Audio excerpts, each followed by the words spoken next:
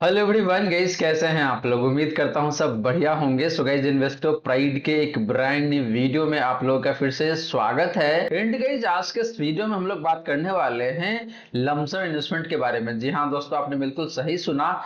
एक इन्वेस्टर जिन्होंने comment section में मेंशन किया था कि भाई उनके पास 10 लाख रुपए है और उस 10 लाख रुपए को म्यूचुअल फंड में लमसम के माध्यम से इन्वेस्ट करना चाहते हैं, तो वो कौन कौन सा म्यूचुअल फंड होगा जहां पे उनको जाके इन्वेस्ट करना चाहिए। तो गाइज, मुझे उनका रिस्क प्रोफाइल तो पता नहीं है, लेकिन मैं आज के इस वीडियो में ओवरऑल बताऊंगा कि अगर आप एक हाई रिस्क इन्वेस्टर है या फिर आपका रिस्क प्रोफाइल लोअर साइड में आता है या फिर मॉडरेट साइड में आता है, तो आपको कौन कौन से म्यूचुअल फंड में जाके इन्वेस्ट करना चाहिए लमसम के माध्यम से, सो दैट आने वाले 10 से 15 सालों में आपको ज्यादा से ज्यादा पैसे बन के आ सके। और गाइज, आज के इस वीडियो में मैं आपको 3 म्यूचुअल फंड बताऊंगा जिसमें जाके आपको लमसम करना है। लेकिन गाइज, इस 3 म्यूचुअल फंड को चूज करने के लिए हम लोग 6 म्यूचुअल फंड के बारे में काफी डिटेल में बात करेंगे।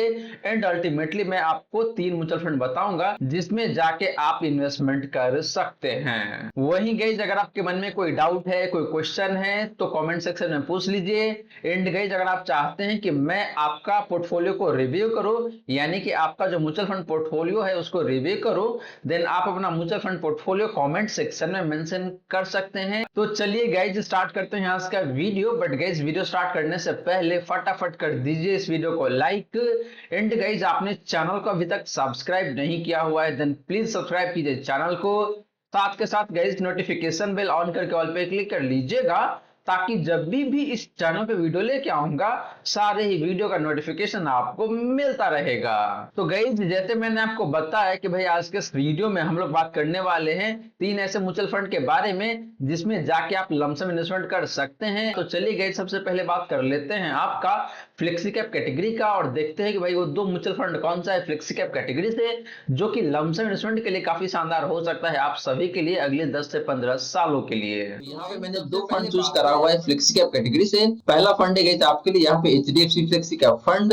सेकंड फंड है जिस कैटेगरी से Parag Parikh flexi cap fund. And guys, इन दोनों फंड्स को मैं कंपेयर करने वाला हूँ इसके कैटेगरी एवरेज से। तो सबसे पहले बात कर लेते हैं गाइस इन दोनों फ्लेक्सी कैप फंड का लमसम रिटर्न का। तो लास्ट 1 ईयर में एचडीएफसी फ्लेक्सी का फंड का जो रिटर्न है जो निकल के आ रहा है यहाँ पे आपका 45.78% का। पराग पारिक फ्लेक्सी का फंड का लास्ट 1 ईयर का रिटर्न की बात करें गाइस तो निकल के आ रहा है यहाँ पे आपका 42.47% का। एंड बात करें इस कैटेगरी एवरेज का लास्ट 1 ईयर का रिटर्न का तो निकल के आ रहा है यहाँ पे आपका 50.21% का। तो गाइस, लास्ट 1 ईयर में देखें तो दोनों ही फ्लेक्सी का फंड ने अपनी कैटेगरी एवरेज को अंडर परफॉर्म करा हुआ है, मोटा मोटी 5 से लेके 8% से।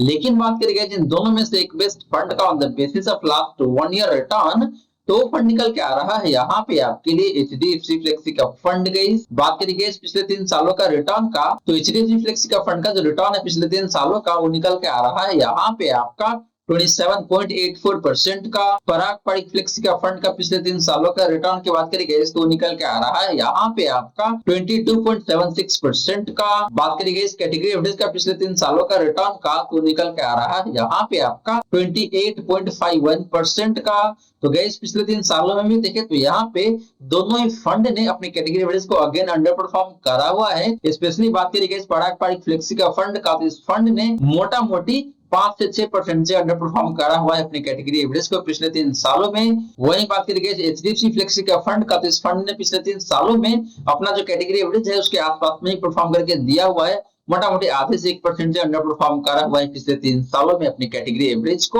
तो पिछले 3 सालों में देखें तो एचडीएफसी फ्लेक्सी का फंड अगेन काफी अच्छा दिखने को मिल रहा है इन दोनों फंड में से देखते हैं। तो बात करेंगे पिछले 5 सालों का रिटर्न का, तो एचडीएफसी फ्लेक्सी का फंड का जो रिटर्न है पिछले 5 सालों का वो निकल के आ रहा है यहाँ पे आपका 20.26% का। पराग पारिक फ्लेक्सी का फंड का पिछले 5 सालों का रिटर्न की बात करेंगे तो निकल के आ रहा है यहाँ पे आपका 24.51% का। एंड बात करेंगे इस कैटेगरी एवरेज का पिछले 5 सालों का रिटर्न का तो निकल के आ रहा है यहाँ पे आपका 22.5% का। तो गाइस, पिछले 5 सालों में देखें तो यहाँ पे पराग पारिक फ्लेक्सी का फंड का रिटर्न काफी अच्छा दिखने को मिल रहा है। लेकिन जैसे ही यहाँ बात करते हैं एचडीएफसी फ्लेक्सी का फंड का, इस फंड का रिटर्न पिछले 5 सालों में बहुत अच्छा नहीं है। एंड इस फंड ने अपनी कैटेगरी एवरेज को मोटा मोटी 2% से अंडर परफॉर्म करा हुआ है। तो पारंपरिक फ्लेक्सी का फंड बेहतर तरीके से रिटर्न बना के दे रहा है पिछले 5 सालों में। बात करेंगे इन दोनों ही फ्लेक्सी का फंड का डिफरेंट रिस्क रेशियोज का, तो सबसे पहले बात करते हैं आपका स्टैंडर्ड डिवीजन का। तो एचडीएफसी फ्लेक्सी का फंड का स्टैंडर्ड डिवीजन की बात करेंगे तो निकल के आ रहा है यहाँ पे आपका 13.35 का। पारंपरिक फ्लेक्सी का फंड का स्टैंडर्ड डिवीजन की बात करेंगे तो निकल के आ रहा है यहाँ पे आपका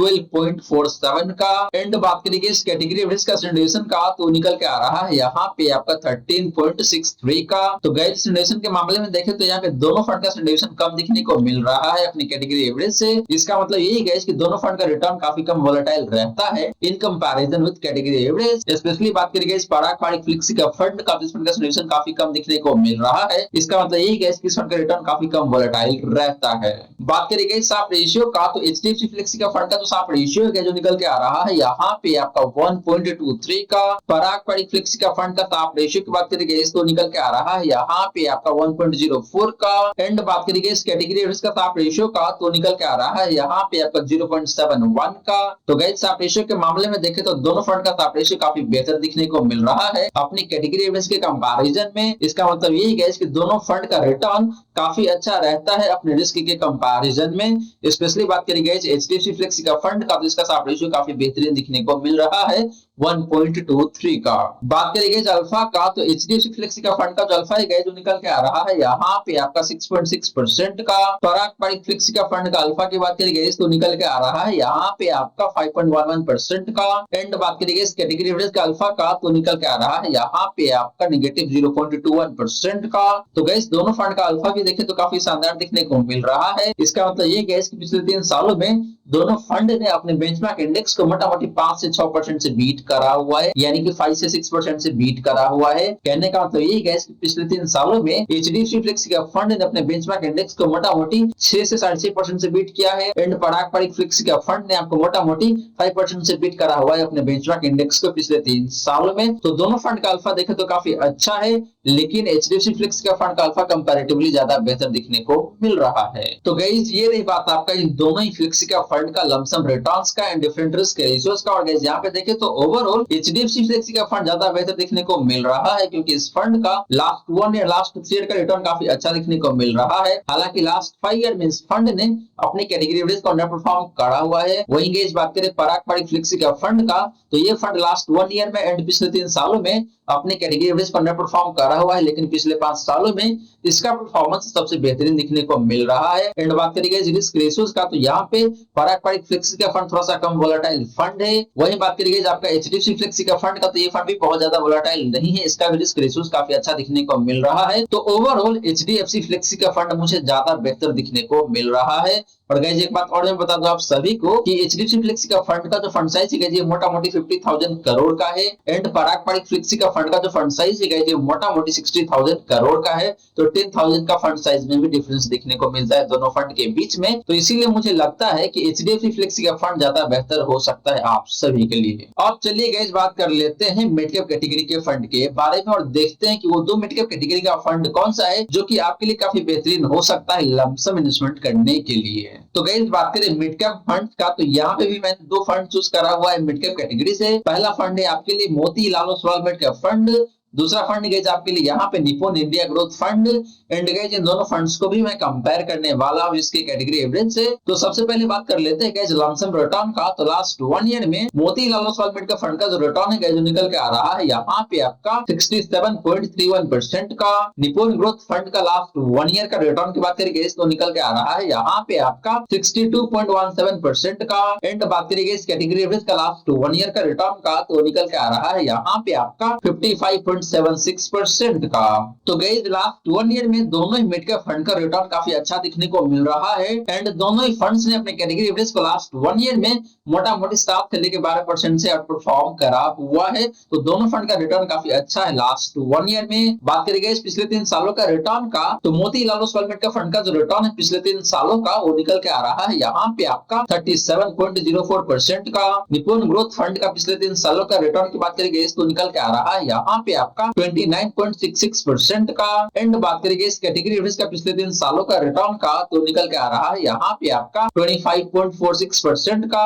तो गाइस पिछले 3 सालों में भी देखें तो यहाँ पे दोनों फंड का रिटर्न काफी अच्छा दिखने को मिल रहा है। एंड दोनों ही फंड्स ने अपने कैटेगरी एवरेज को काफी अच्छे खासे मार्जिन से बीट करा हुआ है। स्पेशली बात करेंगे मोतीलाल ओसवाल मिड का फंड का, इसका परफॉर्मेंस पिछले 3 सालों में भी काफी बेहतरीन दिखने को मिल रहा है। बात करेंगे इस पिछले 5 सालों का रिटर्न का, तो मोतीलाल ओसवाल मिड का फंड का जो रिटर्न है पिछले 5 सालों का वो निकल के आ रहा है यहाँ पे आपका 28.13% का। निपुण ग्रोथ फंड का पिछले 5 सालों का रिटर्न की बात करेंगे तो निकल के आ रहा है यहाँ पे आपका 25.89% का। एंड बात करेंगे इस कैटेगरी एवरेज का पिछले 5 सालों का रिटर्न का, तो निकल के आ रहा है यहाँ पे आपका 23.71% का। तो गाइस पिछले 5 सालों में भी देखें तो यहाँ पे दोनों फंड का रिटर्न काफी अच्छा दिखने को मिल रहा है अपने कैटेगरी एवरेज के कंपैरिजन में। लेकिन बात करेंगे इन दोनों में से एक बेस्ट फंड का on the basis of last 5 year return, तो फंड निकल के आ रहा है यहाँ पे आपके लिए Motilal Oswal mid cap fund, क्योंकि इस फंड ने पिछले 5 सालों में आपको मोटा मोटी 28% का रिटर्न बना के दिया हुआ है। बात करेंगे इन दोनों मिड कैप फंड्स का डिफरेंट रिस्क रेशियोज का, तो सबसे पहले बात करते हैं यहाँ पे स्टैंडर्ड डिवीजन का। तो Motilal Oswal mid cap fund का डिवीजन जो निकल के आ रहा है यहाँ पे आपका 15.66 का। निपुण ग्रोथ फंड का डिवीजन की बात करेंगे तो निकल के आ रहा है यहाँ पे आपका 15.07 का। एंड बात करेंगे इस कैटेगरी एवरेज का डिवीजन का, तो निकल के आ रहा है यहाँ पे आपका 14.76 का।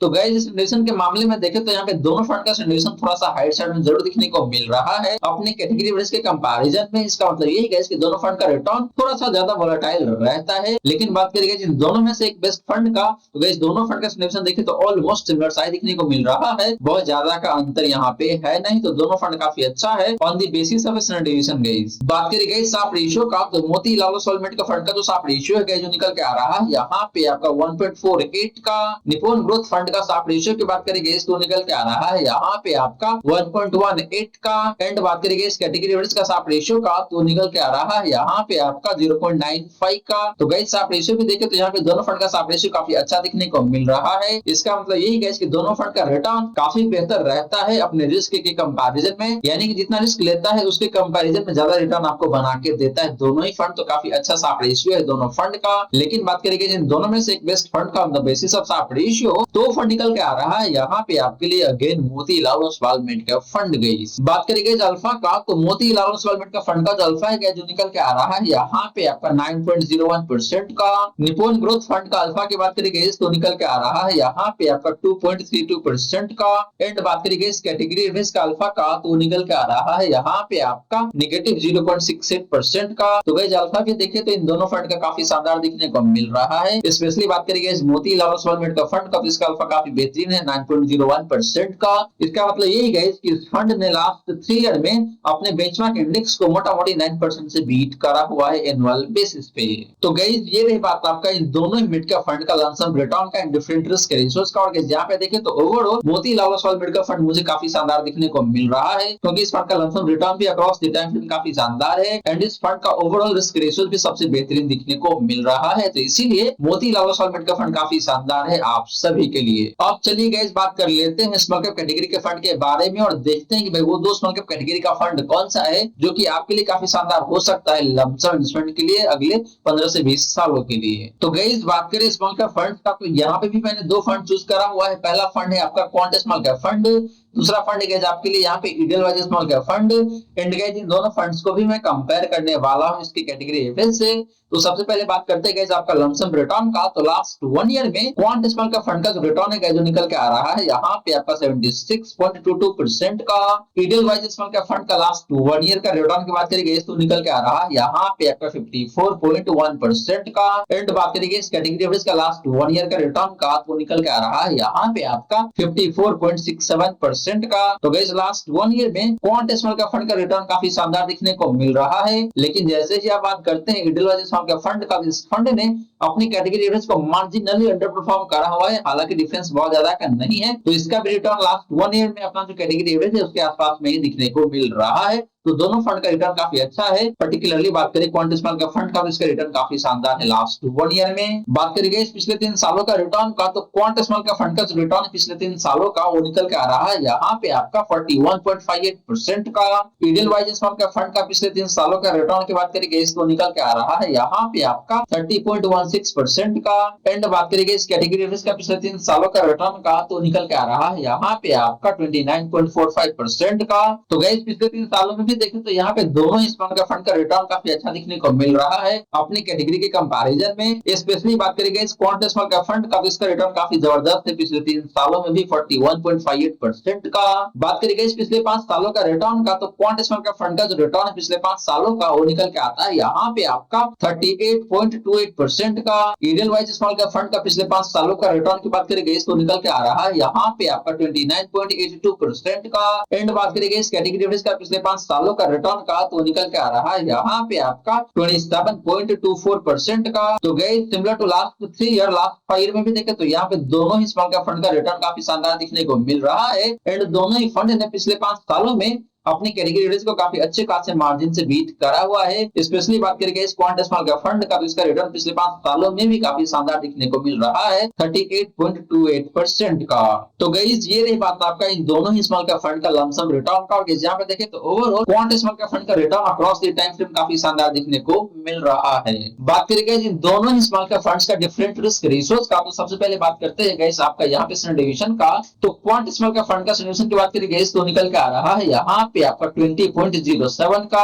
ईडीएल वाइज स्मॉल का फंड का सॉल्यूशन की बात करेंगे तो निकल के आ रहा है यहाँ पे आपका 14.71 का। एंड बात करेंगे इस कैटेगरी का सॉल्यूशन का, तो निकल के आ रहा है यहाँ पे आपका 15 का। तो गाइस सॉल्यूशन के मामले में देखें तो यहाँ पे ईडीएल वाइज स्मॉल का फंड का सॉल्यूशन थोड़ा सा बेहतर दिखने को मिल रहा है अपने कैटेगरी एवरेज से। इसका मतलब यही गाइस कि इसमें का रिटर्न काफी कम वोलेटाइल रहता है। वहीं बात करेंगे इस क्वांट स्मॉल का फंड का सॉल्यूशन का, तो ये काफी हाई साइड में दिखने को मिल रहा है। इसका मतलब यही गाइस कि इसमें का रिटर्न काफी ज्यादा वोलेटाइल रहता है। बात करेंगे इस स्टॉप रेशियो का, तो क्वांट स्मॉल का फंड का जो स्टॉप रेशियो है जो निकल के आ रहा है यहाँ पे आपका 1.4 का। ईडीएल वाइज स्मॉल का फंड का स्टॉप रेशियो की बात करेंगे तो निकल के आ रहा है यहाँ पे आपका 1.16 का। एंड बात करेंगे इस कैटेगरी का स्टॉप रेशियो का, तो निकल के आ रहा है यहाँ पे आपका 1.1 का। तो गाइस स्टॉप रेशियो देखें तो यहाँ पे दोनों फंड का स्टॉप रेशियो काफी अच्छा दिखने को मिल रहा है। इसका मतलब यही गाइस कि दोनों फंड का रिटर्न काफी बेहतरीन रहता है अपने रिस्क के कंपैरिजन में, यानी कि जितना रिस्क लेता है उसके कंपैरिजन में आपको रिटर्न ज्यादा बना के देता है दोनों ही फंड। स्पेशली बात करेंगे इस क्वांट स्मॉल का फंड का, तो इसका स्टॉप रेशियो सबसे बेहतरीन है यहाँ पे। लास्टली गाइस बात करें अल्फा का, तो क्वांट स्मॉल का फंड का जो अल्फा है जो निकल के आता है यहाँ पे आपका 8.5% का। ईडीएल वाइज स्मॉल का फंड का अल्फा की बात करेंगे तो निकल के आ रहा है यहाँ पे आपका 2.39% का। एंड बात करेंगे इस कैटेगरी रिस्क का अल्फा का, तो निकल के आ रहा है यहाँ पे आपका 1.98% का, मोटा मोटी 2% कह सकते हैं आप। तो गाइस अल्फा के केस में भी देखें तो दोनों फंड का अल्फा कंपैरेटिवली बेटर है अपनी कैटेगरी एवरेज से। लेकिन बात करेंगे जिन दोनों में से एक बेस्ट फंड का on the basis of alpha, तो फंड निकल के आ रहा है यहाँ पे आपके लिए क्वांट स्मॉल कैप फंड, जिसने आपको मोटा मोटी 8.5% का अल्फा जनरेट करके दिया हुआ है। इसका मतलब यही गाइस कि पिछले 3 सालों में क्वांट स्मॉल कैप फंड ने अपने बेंचमार्क इंडेक्स को मोटा मोटी 8.5% से बीट करा हुआ है एनुअल बेसिस पे। तो गाइस ये रही बात आपका इन दोनों ही स्मॉल कैप फंड्स का लमसम रिटर्न का एंड डिफरेंट रिस्क रेशियोज का। और यहाँ पे देखें तो ओवरऑल क्वांट स्मॉल का फंड वैसे इन्वेस्टर के लिए काफी शानदार हो सकता है जिनको ज्यादा रिटर्न चाहिए और रिस्क भी ज्यादा ले सकते हैं। वहीं अगर आपका रिस्क प्रोफाइल लोअर साइड में आता है या फिर मॉडरेट साइड में है और आप रिटर्न भी बहुत ज्यादा कमाना नहीं चाहते हैं, in that case EDL wise small का फंड आपके लिए काफी सही हो सकता है। अब चलिए गाइस बात करते हैं कि हमने जितने फंड को कवर किया है उसके वीडियो में उन सारे फंड का रेशियो कैसा है, यानी कि जब मार्केट में काफी तेजी रहता है तो उस केस में कौन सा फंड आपको ज्यादा रिटर्न बना के देता है। वहीं जब मार्केट में काफी तेज गिरावट आती है तो उस केस में कौन सा फंड सबसे कम गिरता है, तो किस फंड का डाउनसाइड प्रोटेक्शन बेहतर है या फिर किस फंड का अपसाइड रेशियो बेहतर है। तो चलिए उस पर बात कर लेते हैं। तो गाइस बात करें कैप्चर रेशियो का, तो सबसे पहले बात करेंगे आपका अपसाइड रेशियो का। तो गाइस पहले ही मैं बता दूं आपको कि जिस फंड का अपसाइड रेशियो 100 के ऊपर जितना ज्यादा होता है उतना ही बेहतर माना जाता है। इससे ये पता चलता है कि जब मार्केट में तेजी रहता है तो उस केस में वो पर्टिकुलर फंड अपने बेंचमार्क इंडेक्स के कंपैरिजन में काफी अच्छा परफॉर्म करता है, और जिस फंड का अपसाइड रेशियो 100 के नीचे जितना कम होता है उतना ही खराब माना जाता है। तो पहले बात करते हैं आपका फ्लेक्सी कैप कैटेगरी से। एचडीएफसी फ्लेक्सी कैप फंड का अपसाइड रेशियो का, तो निकल के आ रहा है यहाँ पे आपका 107 का। बात करेंगे इस पारंपरिक फ्लेक्सी का फंड का ऑफसेट रेशियो का, तो निकल के आ रहा है यहाँ पे आपका 100 का। मोतीलाल ओसवाल मिड का फंड का ऑफसेट रेशियो की बात करेंगे तो निकल के आ रहा है यहाँ पे आपका 104 का। बात करेंगे निपुण ग्रोथ फंड का ऑफसेट रेशियो का, तो निकल के आ रहा है यहाँ पे आपका 99 का। वहीं गाइस बात करें आपका क्वांट स्मॉल का फंड का ऑफसेट रेशियो का, तो निकल के आ रहा है यहाँ पे आपका 116 का। एंड बात करेंगे इडेलवाइज स्मॉल का फंड का ऑफसेट रेशियो का, तो निकल के आ रहा है यहाँ पे आपका 86 का। सिमिलरली बात करेंगे इस डाउनसाइड रेशियो का, तो एचडीएफसी फ्लेक्सी का फंड का जो डाउनसाइड रेशियो है जो निकल के आ रहा है यहाँ पे आपका 61 का। पराग पारिक फ्लेक्सी का फंड का डाउनसाइड रेशियो की बात करेंगे तो निकल के आ रहा है यहाँ पे आपका 71 का। मोती लाल ओसवाल मिड का फंड का डाउनसाइड रेशियो की बात करेंगे तो निकल के आता है यहाँ पे आपका 44 का। निपुण ग्रोथ फंड का डाउनसाइड रेशियो की बात करेंगे तो निकल के आता है यहाँ पे आपका 79 का। बात करेंगे क्वांट स्मॉल का फंड का डाउनसाइड रेशियो का, तो निकल के आ रहा है यहाँ पे आपका 71 का। एंड बात करेंगे इडेलवाइज स्मॉल का फंड का डाउनसाइड रेशियो का, तो निकल के आ रहा है यहाँ पे आपका 60 का। तो गाइज ये रही सारी की सारी बातें जो हमने की आज के इस वीडियो में, और गाइज यहाँ पे मैंने आपको 6 म्यूचुअल फंड के बारे में काफी डिटेल में बताया है। एंड अल्टीमेटली गाइज मैंने आपको 3 म्यूचुअल फंड चूज करके दिया है, जिसमें अगर आप चाहे तो जाके लमसम इन्वेस्टमेंट कर सकते हैं। तो गाइज आशा करता हूं जितनी भी बातें मैंने बताने की कोशिश किया है सारी की सारी बातें आपको समझ में आ गया होगा। मन में अगर कोई डाउट है, कोई क्वेश्चन है, तो कमेंट सेक्शन में पूछ लीजिए। वहीं गाइस वीडियो अच्छी लगी हो या फिर वीडियो थोड़ा सा भी हेल्पफुल हो आप सभी को, देन प्लीज वीडियो को लाइक करके अप्रिशिएट करें। एंड गाइस आपने चैनल को अभी तक सब्सक्राइब नहीं किया हुआ है, देन प्लीज सब्सक्राइब कीजिए चैनल को। साथ के साथ गाइस नोटिफिकेशन बेल ऑन करके ऑल पे क्लिक कर लीजिएगा, ताकि जब भी इस चैनल पे वीडियो लेके आऊंगा सारे ही वीडियो का नोटिफिकेशन आपको मिलता रहेगा। So guys thank you so much for watching this video. मिलते हैं अगले वीडियो में। जय हिंद, जय भारत।